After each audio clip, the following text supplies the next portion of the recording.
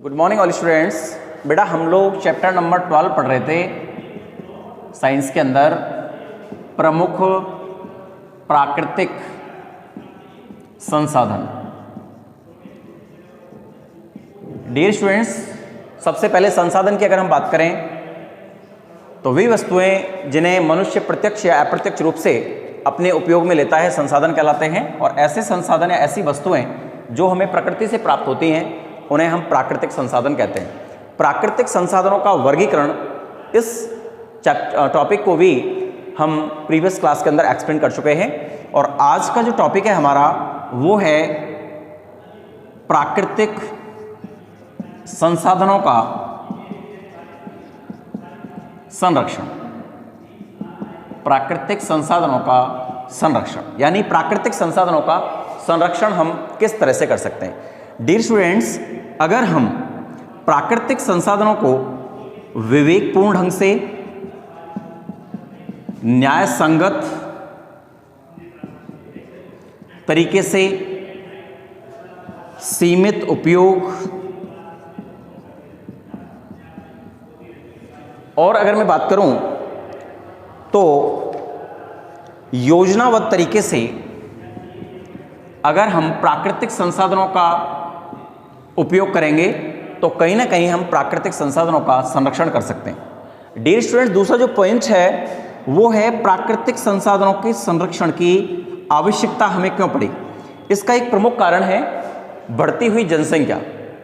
पूरे विश्व के अंदर तेजी से बढ़ती हुई जनसंख्या, और जिसके कारण अविवेकपूर्ण ढंग से, अन्यायसंगत तरीके से, असीमित उपयोग से, कोई योजनाबद्ध तरीका नहीं, अंधाधुंध तरीके से दुरुपयोग करना प्राकृतिक संसाधनों का, जिससे लगातार प्राकृतिक संसाधनों के बारे में या प्राकृतिक जीवन के बारे में, वृक्षों के बारे में, जल के बारे में, इनमें लगातार कमी हो रही है। इसीलिए हमें वर्तमान समय में प्राकृतिक संसाधनों का संरक्षण करना अति आवश्यक है।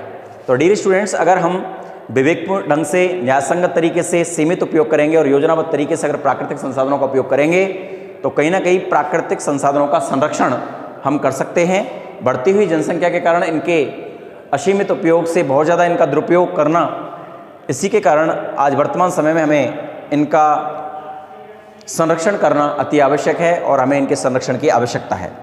आज हम एक विशेष टॉपिक के बारे में बात करेंगे, वन संरक्षण। डियर स्टूडेंट्स, वन संरक्षण एवं इसके उपाय। अगर मैं वनों की बात करूं तो विश्व के अंदर अनेक ऐसी चीज़ें हैं, चाहे वो लकड़ी के लिए हो, चाहे वो कागज़ के लिए हो, चाहे वो ईंधन के लिए हो, चाहे वो चारे के लिए हो, तालाब बनाना, बांध बनाना, रेल मार्ग बनाना, नई कॉलोनी को विकसित करना, नए शहर बनाना, इन सब चीज़ों के लिए वनों को नुकसान पहुंचाया जा रहा है।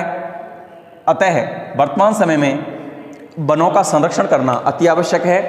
अगर हमें प्रकृति के अंदर या प्रकृति के साथ तालमेल बिठा करके चलना है, शुद्ध ऑक्सीजन अगर हमें लेनी है, लंबे समय तक अगर इनका उपयोग करना है, वर्षा को अगर हमें नियमित तरीके से सुचारू रखना है, मिट्टी के कटाव को अगर हमें रोकना है, और अगर हमें प्रकृति में रहना है तो वनों के संरक्षण की हमें बहुत अधिक आवश्यकता है, और कई सारे तरीके से हम इनका उपाय कर सकते हैं। तो डियर स्टूडेंट्स, जैसा कि आपके बुक्स के अंदर एक्सप्लेन किया गया है, कई सारे पॉइंट्स की अगर मैं बात करूंगा, एक बार 10 पॉइंट में बोलना चाहूँगा कि सबसे पहला जो पॉइंट है वो है इनकी एक सीमित मात्रा तक कटाई करें। पहला पॉइंट, वनों को हम एक सीमित मात्रा तक ही काटें।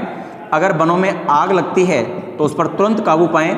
जैसा कि अभी ऑस्ट्रेलिया के अंदर कई लाख वर्ग मीटर के अंदर जो एरिया फैला हुआ है, कई किलोमीटर के अंदर जो एरिया फैला हुआ है वनों का, उसके अंदर आग लगने से करोड़ों जीवों की प्रजाति और करोड़ों प्लांट्स या पादपों का नष्ट होना एक चिंता का विषय था। तो कहीं ना कहीं हमें वनों की आग पर भी काबू पाना चाहिए, सीमित इनका हमें उपयोग करना चाहिए। अगर मैं नेक्स्ट बात करूं तो इन पे दवाओं का छिड़काव समय समय पर करें, जिससे हानिकारक कीट वनों को कम हानि पहुंचा सकते हैं। कृषि आवास के लिए वन भूमि के उन्मूलन को रोकें। झूम पद्धति, जिसमें बार बार एक जगह पर खेती की, फिर उस पर कोई भी खाद वगैरह यूज ना करके दूसरी जगह पे हम खेती कर रहे हैं, वृक्षों को काट के फिर तीसरी जगह पे कर रहे हैं, उसको हम झूम खेती कहते हैं। तो झूम खेती पर पूर्ण रूप से रोक लगाएं।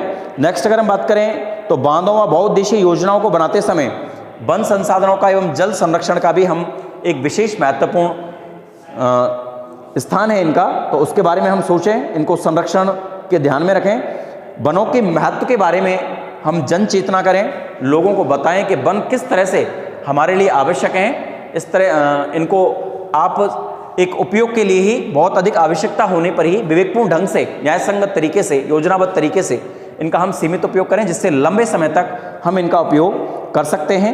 एक पॉइंट से मैंने सामाजिक वानिकी, तो सामाजिक वानिकी से भी हम कहीं ना कहीं वनों की संख्या को बढ़ा सकते हैं। समाज के अंदर रेलवे लाइन, कोई भी hospital, government hospital, school, road के किनारे, नहरों के किनारे पर हमें वृक्ष लगा करके हम वनों का संरक्षण कर सकते हैं। वनों की जो सीमित क्षेत्र है वहाँ वनों को बढ़ा सकते हैं। नेक्स्ट अगर हम बात करें तो कानून तरीके से या कई तरह के नियम बना करके, नीति आयोग के द्वारा कई प्रकार के नियम बना करके भी हम वन संरक्षण को रोकने के या वन संरक्षण को कर सकते हैं और वनों के असीमित उपयोग को, अंधाधुंध कटाई को हम रोक सकते हैं। तो आज का बेटा टॉपिक है जो हमारा वो है कि हम किस तरह से प्राकृतिक संसाधनों का संरक्षण कर सकते हैं, हमें प्राकृतिक संसाधनों के संरक्षण की आवश्यकता क्यों पड़ी और वन संरक्षण हम कैसे कर सकते हैं। तो आज की क्लास में आप इन 3 टॉपिक्स के बारे में लिखेंगे और प्रीवियस जो वर्क है प्राकृतिक संसाधन और प्राकृतिक संसाधनों का वर्गीकरण, ये आप प्रीवियस क्लास में पढ़ चुके हैं। और आगे की क्लास में हम नेक्स्ट टॉपिक पढ़ेंगे। आपको बता देता हूँ, आगे की क्लास में हम डिस्कस करेंगे सामाजिक वानिकी और सामाजिक वानिकी के प्रमुख चरण। आज के लिए इतना ही। ये आप अपनी PDF फाइल के द्वारा अपना वर्क कंप्लीट करेंगे। Thank you so much.